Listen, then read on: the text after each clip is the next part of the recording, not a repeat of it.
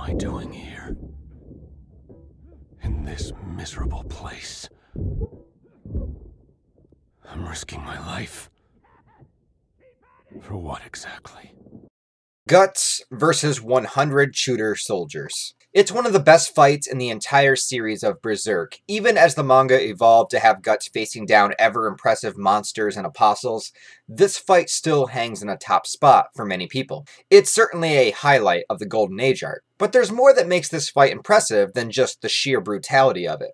The importance of this fight directly relates to Guts' character and its follow-up, the Bonfire of Dreams sequence. We know at this point in the story, Guts is looking out at the campfire of the Band of the Hawk, and he is reflecting on how each person down there has their own hope, dream, and ambition, and they use the symbolism of campfires to represent each dream, and that those collective campfires combine and create a larger burning inferno, which would be Griffith's ultimate dream to have his own kingdom. But as Guts being probably the most vital and important member of the Band of the Hawk, he realizes that he doesn't have a fire of his own.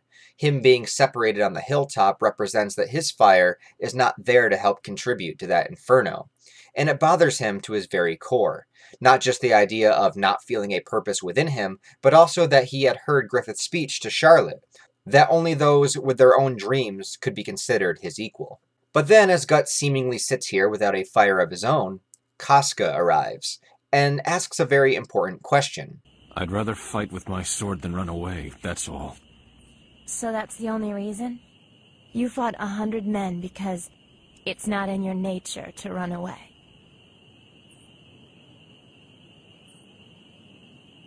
Guts just fought and risked his life battling 100 soldiers in the forest, but why? What was keeping him up, keeping him moving, and fighting? Was it just the pure bloodlust and rage? No. What rage did Guts have to fight for? There were no personal stakes, no betrayals to battle against. Right before this fight, Guts and Casca were stranded in a cave together, and he learned things about her that he hadn't considered before. He learned about her dream, and her desire to be Griffith's sword, and what it meant for her. How hard she had to struggle to be as strong as she is. How being the only woman in a mercenary band means she must fight even harder to prove herself. How even having her period and dealing with her biological pain, she still went into battle and fought to the best of her ability. Without fully realizing it at the time, this time spent with Casca and connecting with her was causing Guts to conjure the beginnings of his own dream. Guts and Casca wind up surrounded by the 100 soldiers in the forest, and they are both determined to fight. But Guts immediately tells Casca to leave and to go back to Griffith. Guts was putting Casca's desires above his own and above his own safety. Guts was protecting her. Sure, he says that he could fight better with her gone, but the purpose of him telling her to leave was so that she could live on and maybe accomplish her dream someday.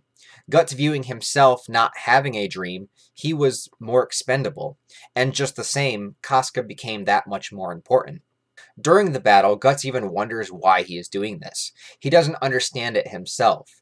He's never had a purpose before, never had a reason to fight other than survival. But now, in the 100-man fight, it was the first time Guts was fighting with true purpose. He was protecting Casca, something he would continue to do for many years to come. Kill? Huh? What's that you say? So there are still 50 of you left standing. At this rate, it'll be dawn before I can crack open all of your skulls. Back at the Bonfire of Dreams sequence after the fight, Guts sits away from the Hawks without a flame of his own, until Casca arrives beside him. And here, Casca could be considered his flame. They hear each other out, and she begins to understand Guts more as Guts understood her in the cave. They both begin to have an appreciation for what the other would eventually mean to them. And Casca asks why he risked his life like that, and Guts talks about how he was only fighting for his life.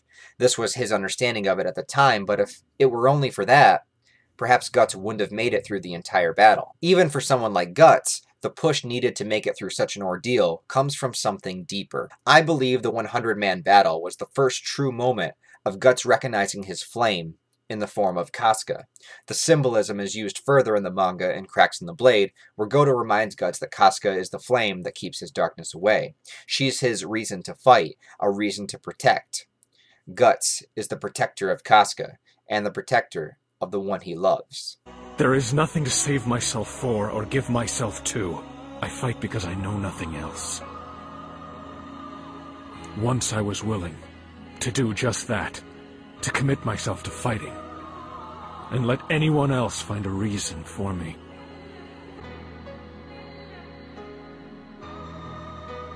Let me know what you guys think about this and about the 100-man battle. Other than that, guys, I hope you have a wonderful day. Please like the video. It does really help me out. Share it if you want to. Stick around and subscribe if you want to see more Berserk, anime, manga content, and things of that nature. Check out the description below. Check out my Discord and Patreon. Other than that, guys, I hope you have a wonderful day, and I'll talk to you in the next video.